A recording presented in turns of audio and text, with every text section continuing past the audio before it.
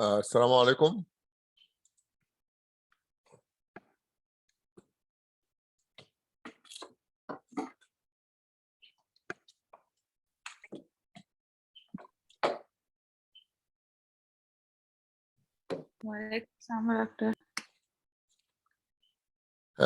Do you see my screen and hear me well? Yes, doctor. Yes, doctor. Okay, then بسم الله الرحمن نبدأ. بسم الله الرحمن الرحيم, and we start our lecture today. Let me just like that. Okay. In the last lecture, we just started introducing the motor system. And we said that the motor system or any movement starts from the prefrontal cortex. The person decides to move part of their body. And we also reviewed the areas related to movement, and those include primary motor area, which is area 4. And then we have, just a minute, let me select the pointer from there. Where is it? Laser pointer, yes. So this is the primary motor area. And then we have secondary motor areas, including, this is Broca's area there. And we have the prefrontal, the premotor area on the superolateral surface, and on the medial surface, a continuation of this premotor area is the supplementary motor area. And in front of that is the frontal eye field, which coordinates eye movements. So these are the areas concerned with movement, and the decision is made in the prefrontal cortex. This is the prefrontal cortex. Yes? Okay. So you decide to move from the prefrontal cortex, then the decision is sent to the frontal eye field, Broca's, or premotor and supplementary motor. These are the secondary motor areas.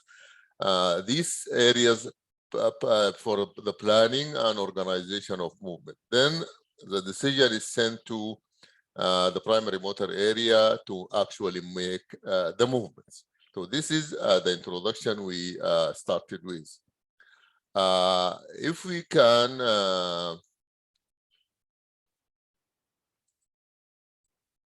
move straight, because today we have only 40 minutes. We also reviewed this illustration of the brain stem, and in which we have, of course, the midbrain up there. We have the pons in the middle, and we have the medulla, and these are the nuclei of the cranial nerves, 10 cranial nerves.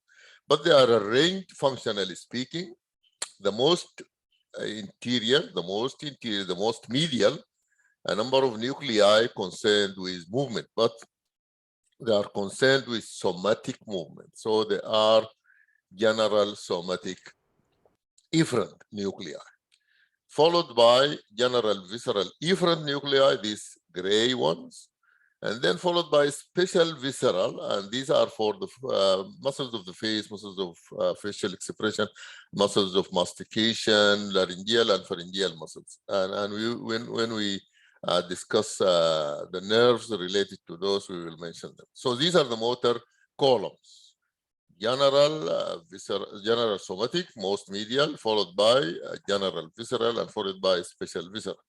Then we start the, and as you noticed, we started from the inside with somatic, and we ended with visceral. Then we start the sensory nuclei, which start with visceral nuclei, and both of them, the whole sensory experience from the viscera is actually controlled by this nucleus, and it is called the nucleus of the tractus solitarius. So general and special visceral afferent are in this nucleus. Then the auditory and vestibular nuclei, and these are special somatic, and then we have the general somatic for the skin, joints, muscles, and everything. So these are just a reminder, so that when we come to our nerves we are going to discuss today, we know where they come from, to which nuclei they are related. Also, we discussed the general organization of the movement function, starting from the cerebral cortex.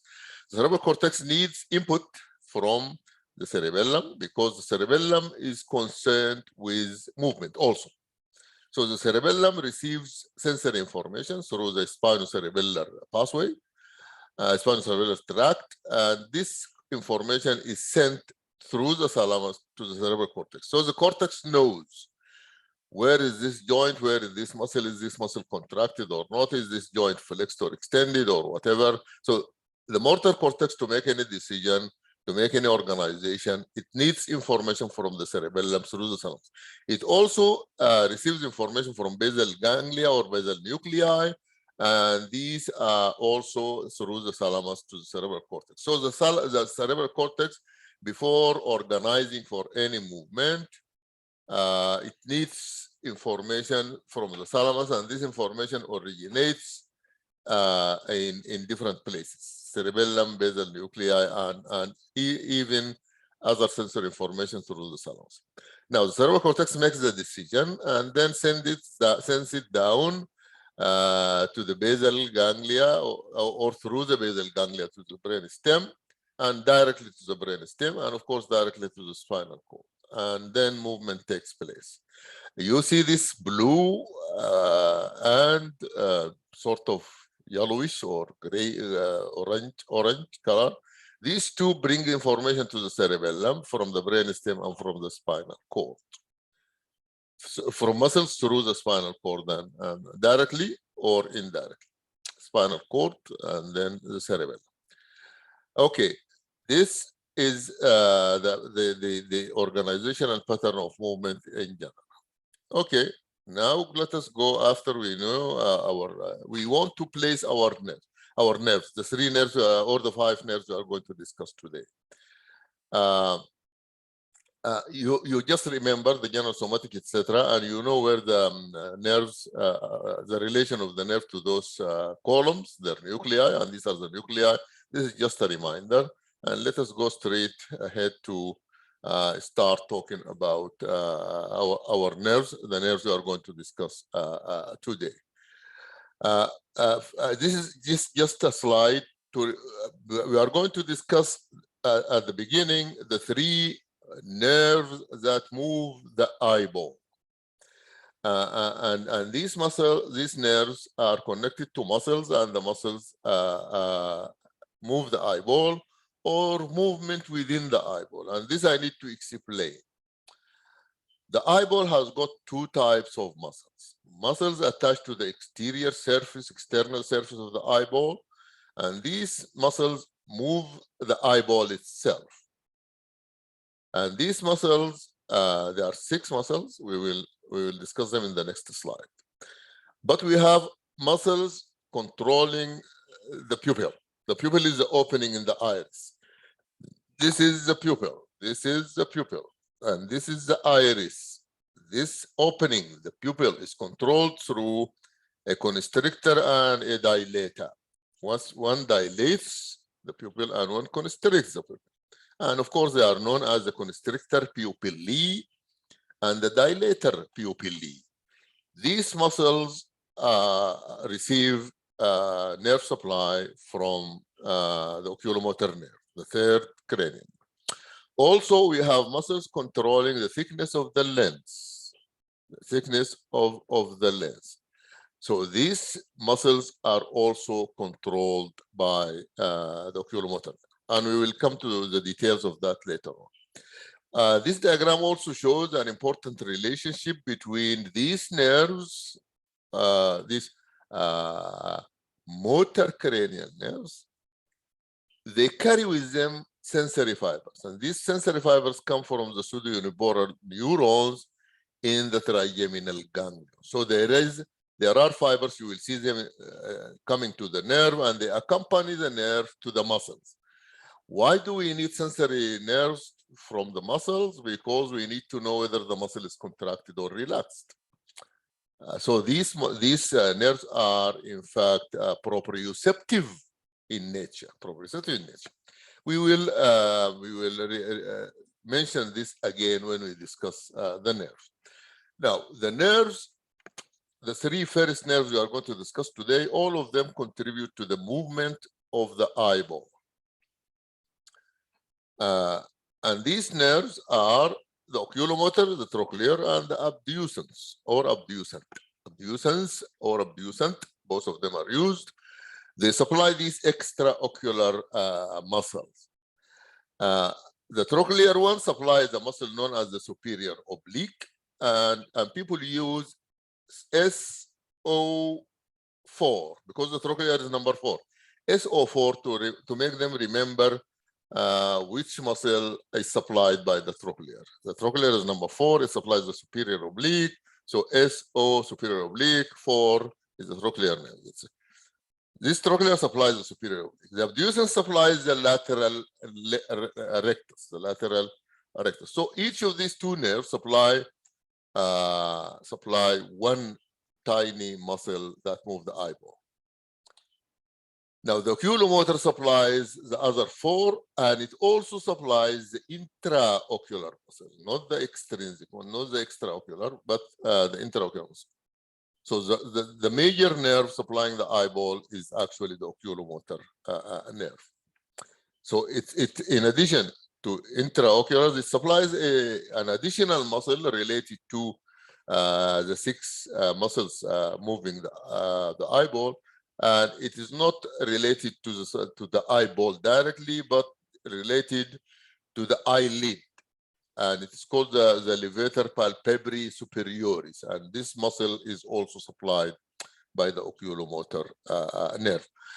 This oculomotor nerve has got parasympathetic fibers for the ciliary muscles controlling the lens, and the pupillary muscles, particularly the constrictor pupillae, and it carries with it sympathetic fibers to supply the dilator pupil. A reminder again, these are the 3 muscles: an abducens supplying the lateral rectus, a trochlear supplying the superior oblique, and then the oculomotor supplying all other muscles, including the levator palpebrae superioris and the ciliary and pupillary muscles. These are the muscles. One muscle is attached to the inferior surface of, it's not quite inferior, it comes on the inferior surface of the eyeball, but it's attached to the anterior aspect of the eyeball, but inferior. This is the inferior rectus, and there is one called the inferior oblique, and as you can see, it comes from anterior to the eyeball, and it's attached to the it's oblique, so it's attached to inferolateral surface of the eyeball. Then there is a superior oblique there, attached to the superolateral surface of the superomedial. Sorry, also here the inferomedial or superomedial surfaces. And then we have the superior rectus, and the superior rectus there. And this is the levator palpebris superioris there, levator palpebris superioris. So we have a superior oblique levator palpebris superioris, the superior rectus, and then we have a medial and a lateral rectus. This is the lateral rectus, this is the medial rectus, and this is the lateral side. So this is where superolateral and inferior lateral. Okay, these are the muscles applied. Now the iris inside, inside the iris itself, the structure of the iris are the dilator and constrictor pupillae, and then the muscles controlling the lens. Now, let us start with the tiniest, the smallest nerve, which is the trochlear nerve. And it has got a nucleus. And the nucleus is in the midbrain at the level of the inferior colliculus. And the inferior colliculus, you know, are the two bumps on the tectum, on the inferior part of the tectum. At that level, we have the nucleus of the trochlear nerve.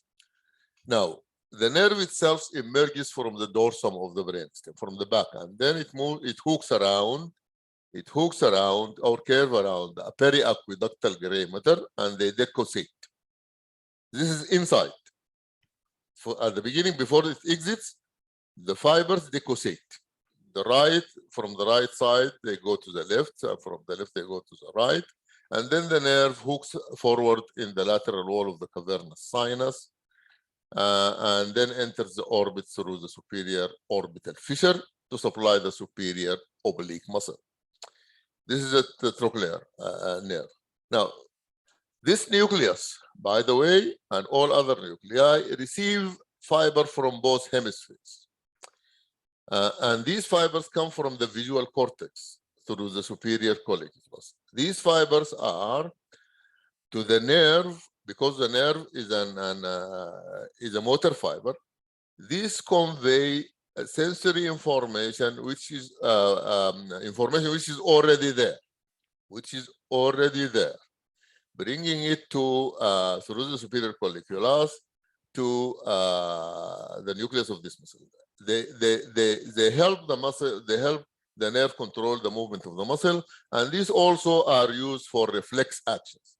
So you see something, and you want to move immediately. Your eye moves towards the light, and this is a reflex action. So this connected, and also the nucleus is also connected with the nuclei of the oculomotor nucleus and the obtusant nucleus, and also the nucleus. Remember, we mentioned this when we discussed the acoustic nerve, the vestibulocochlear nerve. For also these are for coordination of movement, and this is for the vestibular one is for postural adjustment. We mentioned that with the vestibulocochlear. So this nucleus is connected to the nuclei of these three nerves. Again, there is a nucleus of the trochlear nerve controlling the superior oblique muscle. This nucleus receives fibers from the visual cortex and connected also with the nuclei of oculomotor nerve, abducens, and vestibulocochlear nerves. Where is the nucleus? Where is the nucleus? By the way, all the nuclei of all these nerves, because the muscles that move the eye are somatic muscles. So they are in this red column, in this red column. And the nucleus of the trochlear nerve is here is 3, because 1 is of oculomotor, 3 is the nucleus of the trochlear nerve. And then down below it, immediately below it, is that of the abducens nerve. This one, abducens. So these are the three nuclei controlling the movement of the eyeball. The first one at the top there is that of the oculomotor nerve, and then followed by another one for this trochlear nerve we are discussing now. And this is what happens. They are there, and then the fibers hook around the periaqueductal gray and they cossate. So the fibers of the left nerve come to the right, and the fibers from the right nerve come to the left, and then they merge at the posterior surface of the brain. And this is at the level of the inferior colliculi. These fibers here, MLF, I need to mention it again and again so that you memorize it. It's called the medial longitudinal fasciculus. Now, this fasciculus is important because it is a fasciculus made by the fibers connecting the different nerves, nuclei of nerves that control eye movement. And this is for the purpose of coordination or binocular vision, coordination of the eye movement. It is called conjugate eye movement. Conjugate eye movement. The two eyeballs move together. Now, after it exits from the posterior surface, it hooks around the brain stem, coming forward to go through the superior orbital fascia, and then through the ring of the muscles to supply the superior oblique, the superior oblique. So this is the one trochlear nerve hooking from the back, coming forward, and then goes all the way to the superior oblique muscle. Now, here is the trigeminal ganglion. And as you can see, the trigeminal ganglion has got three branches like that. One goes to the trochlear nerve to carry sensation from the superior oblique muscle through the trigeminal nerves to the medulla. And as you can see, these are the communicating branches for the three nerves, for the trochlear, for the oculomotor, and for the abducens. Now, this is bilateral connection between the cerebral cortex, mainly the visual cortex, but also, of course, indirectly through from the prefrontal, premotor, primary motor. So from the primary motor area, we have connections, and from the visual area, we have connections to the nucleus.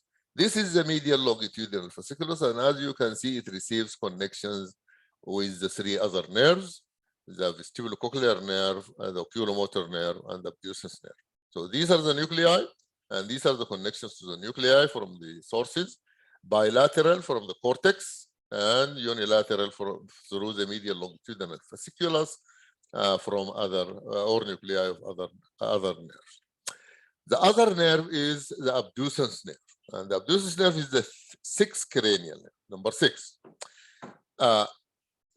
Its nucleus is beneath the facial colliculus, not at the level, but below it, below the inferior colliculus. Oh, no, sorry. No, this is something else. Beneath means underneath. The fibers actually, the nucleus lies under fibers called the facial colliculus.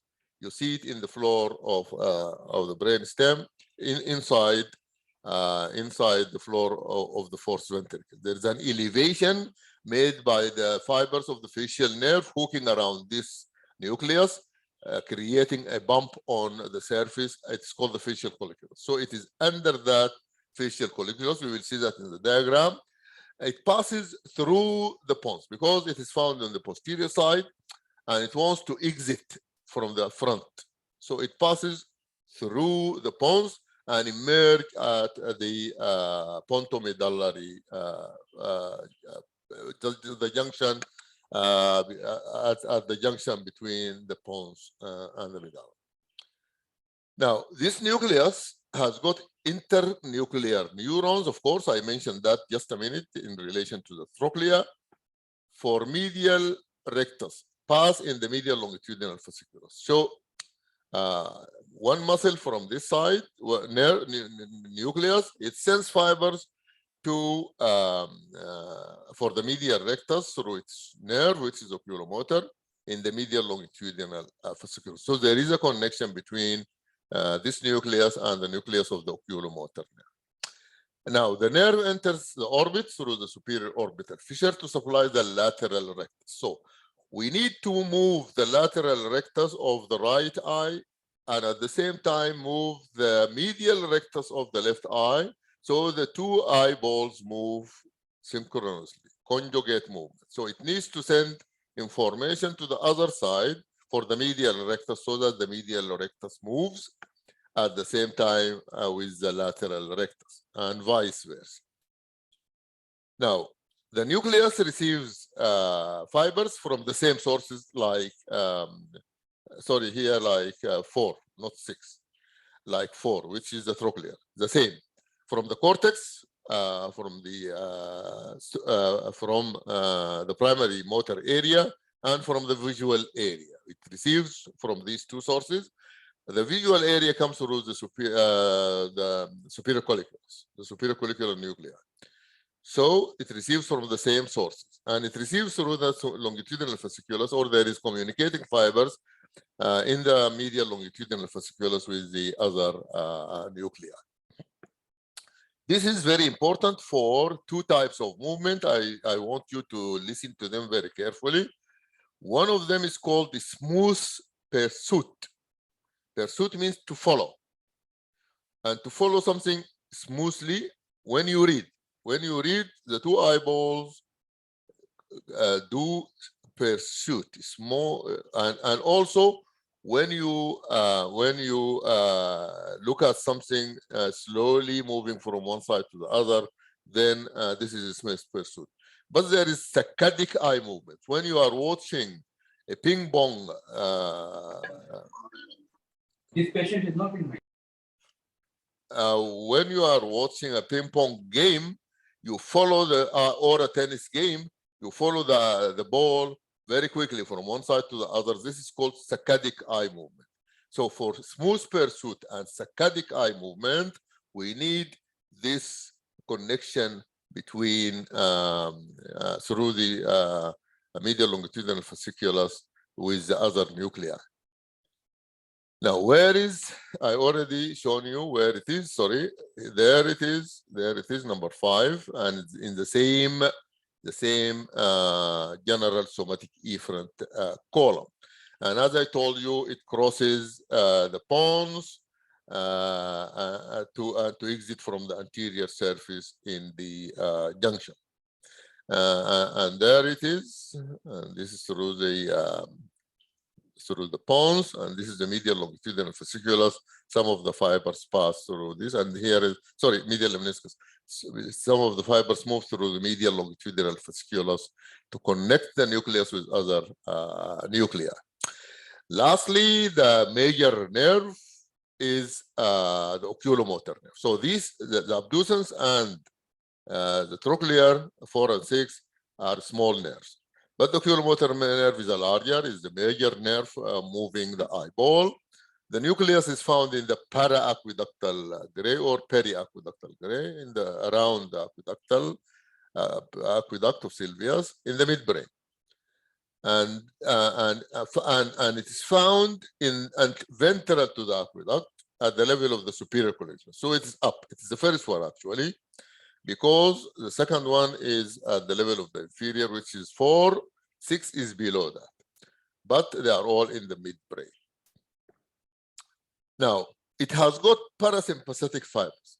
So it has got general somatic efferent, but in addition, it has got general visceral efferent, and these come from a nucleus called the Edinger-Westphal nucleus. Why is it called Edinger-Westphal?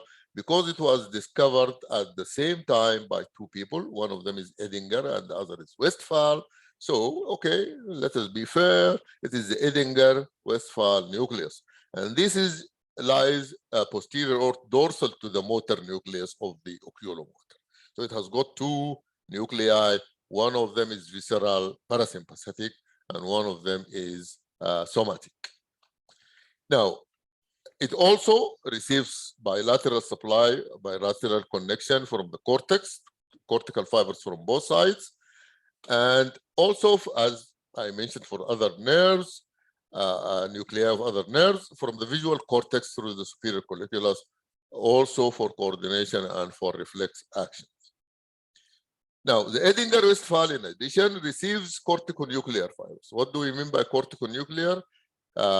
Cortical fibers coming to nuclei, and these are important for the accommodation reflex. The accommodation reflex is the reflex of the legs. And then also from pretectal nucleus for light reflex. One of them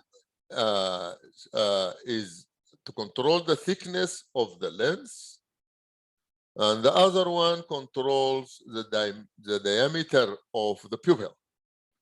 The diameter of the pupil from pretectal nucleus, it is called the light reflex, and there is direct and consensual light reflex. Direct means you shine a light in the right eye and the right pupil constricts. The consensual reflex, when you shine light in one eye, both of pupils constrict. So this is called the consensual light reflex. While if you move towards an object so that you have this accommodation reflex, the thickness of the lens, this is also controlled by this Edinger-Westphal, and this is why it receives corticonuclear fibers for the accommodation reflex. Where are these two nuclei? This one, this red one, is the motor nucleus of the oculomotor, and this one, the Edinger-Westphal, which is a parasympathetic nucleus, two nuclei. Now, as you see, this is the peri and para-aqueductal gray matter, and in the anterior surface of it, we have the two nuclei, the motor and the Edinger-Westphal, and then the fibers go anteriorly through the midbrain there, and this they go through a nucleus called the red nucleus, and it is red because the position of the zinc takes place in that. It is reddish in color. There is storage of zinc in the nucleus for one reason or the other. If there is a disease of the red nucleus, the oculomotor nerve will be damaged. So you need to remember this piece of information. The fibers cross the brainstem through the red nucleus of the midbrain, and they merge anteriorly there. I'm sorry, posteriorly there. Just a minute. Anteriorly, says, yeah. And then you can see them related to some blood vessels there. I will show them. So this is just a reminder. The fibers cross the red nucleus. Now, these are the connections from the cortex for accommodation reflex, from the pretectal nucleus there for the light reflex, and these are bilateral. They come from both sides. This is the medial longitudinal fasciculus for conjugate eye movement, coordination between the oculomotor and the other nerves, and also the vestibulocochlear nerve. So here, the medial longitudinal fasciculus. This is the Edinger-Westphal from the pretectal and from the cortex to the motor nucleus of the oculomotor. Now, these are the two types of fibers making the oculomotor nerve. Now, the nerve emerges from the midbrain between the posterior cerebral and superior cerebellar arteries. Between them, and this is important because if we have any pathology in these arteries, the nerve will be damaged.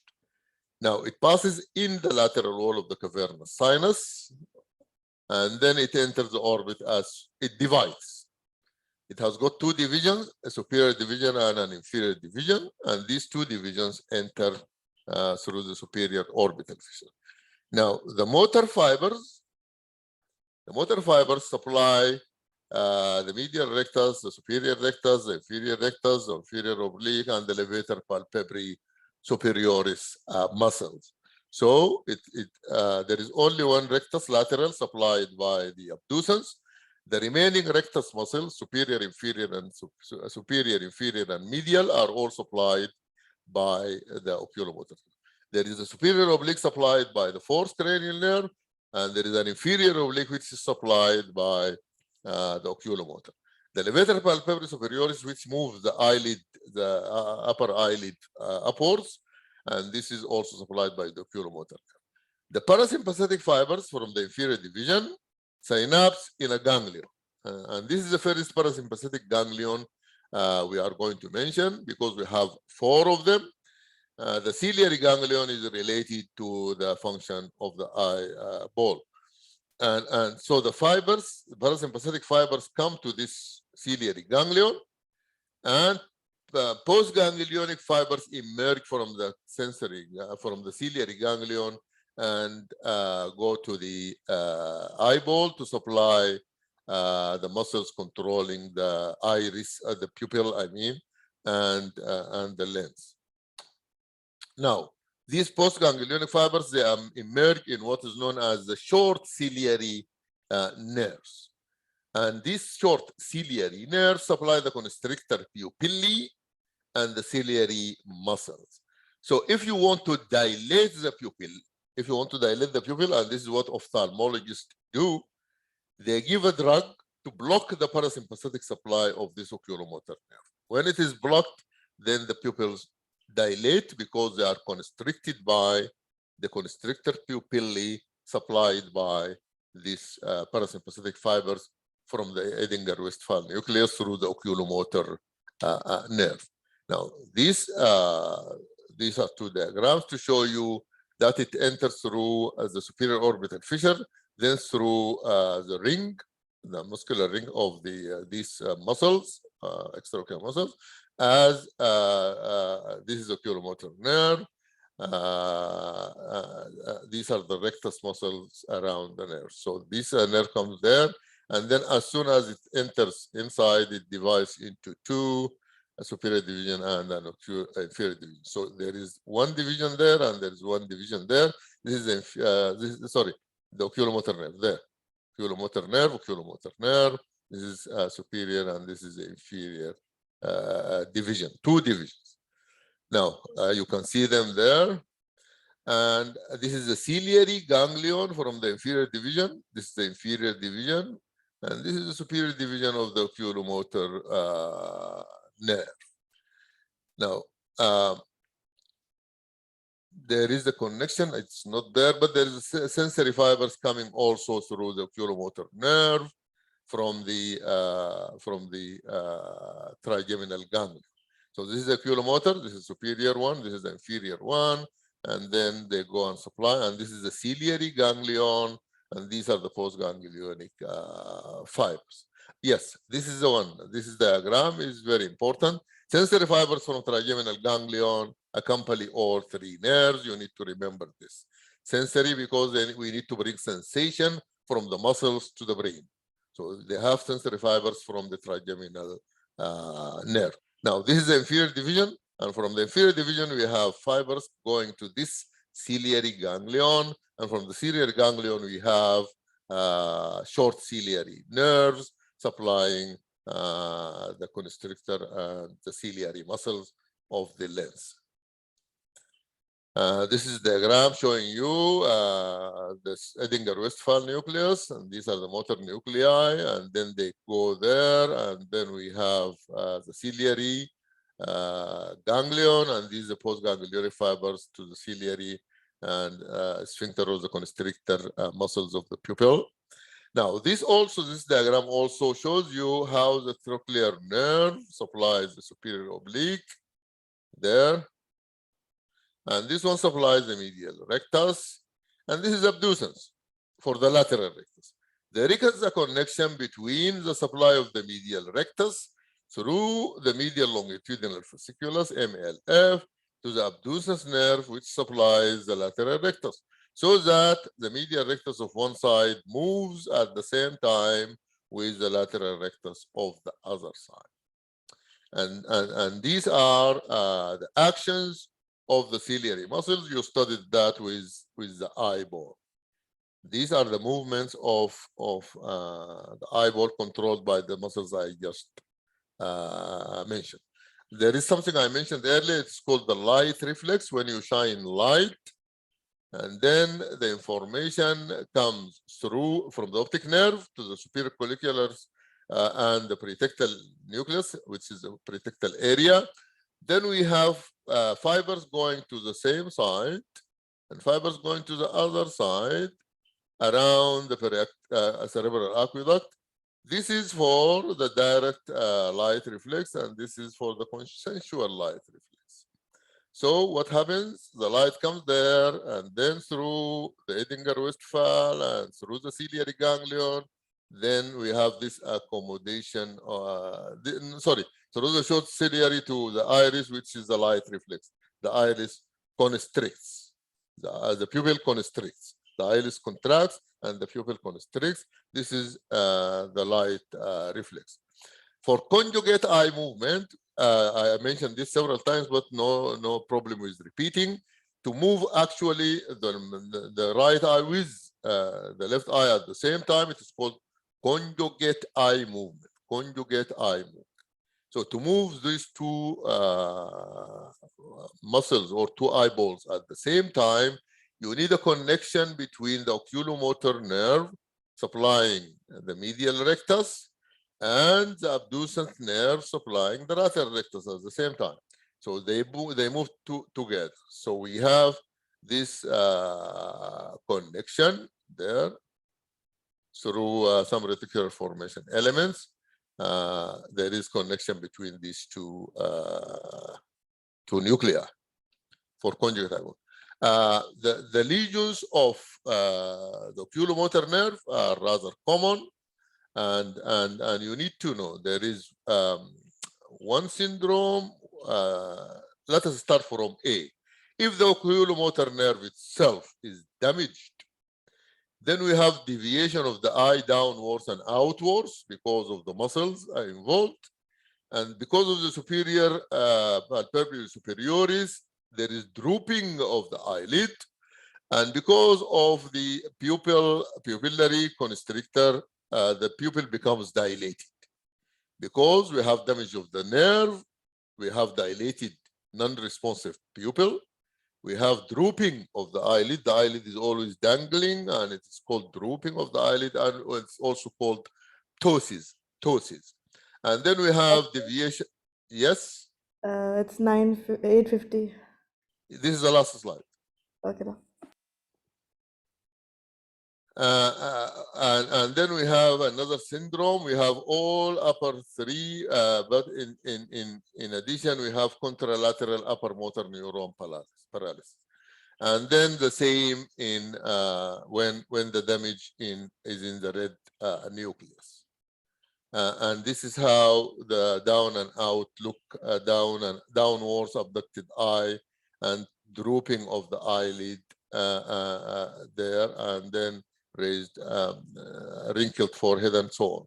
So we have this appearance when we have oculomotor nerve palsy, and it's called the down and out gaze. You see it in many pictures, down and out gaze, down and out gaze, different pictures.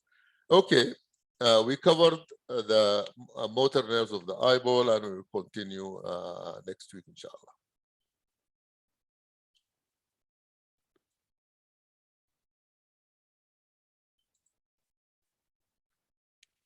Have a nice